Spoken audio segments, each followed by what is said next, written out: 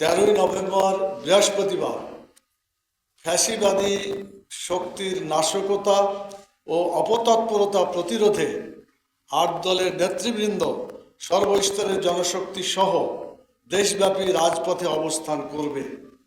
আন্দোলনরত ৮ দলের ঘোষিত কর্মসূচি: 13 নভেম্বর বৃহস্পতিবার ফ্যাসিবাদী শক্তির নাশকতা ও অপতৎপরতা প্রতিরোধে ৮ দলের নেতৃবৃন্দ সর্বস্তরের জনশক্তি সহ দেশব্যাপী রাজপথে অবস্থান করবে।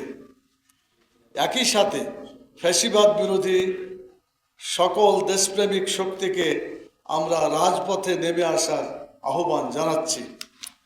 14 নভেম্বর শুক্রবার জুলাই জাতীয় সনদ বাস্তবায়ন আদেশ জারি ও জাতীয় নির্বাচনের পূর্বে গণভোট আয়োজন সহ 5 দফা দাবিতে দেশব্যাপী জেলা ও মহানগর পর্যায়ে বিক্ষোভ মিছিল অনুষ্ঠিত হবে।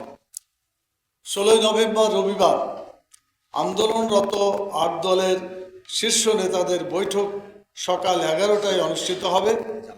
বৈঠক শেষে আলফালা মিলনায়তনে দুপুর 12টা 30 সংবাদ সম্মেলন অনুষ্ঠিত হবে।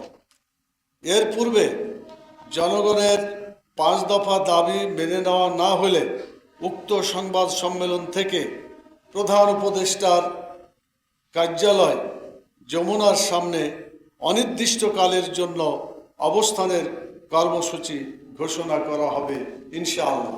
যারা জুলাই সনদের আইনি ভিত্তি এবং এটাকে বাস্তবায়ন সেজন্য গণভোট এটা যারা মেনে না নেবেন তাদের নির্বাচন একেবারে 2024 সালের আমি আর দামি নির্বাচনের পরে 5 বছর যোগ করে 2029 তাদেরকে অপেক্ষা করতে হবে। এটা মানলেই আগামী যে নির্ধারিত সময় আমরা দাবি করছি, আমরা সকলে মিলে ওনারাও দাবি করেছেন, সেটা নির্বাচন হবে।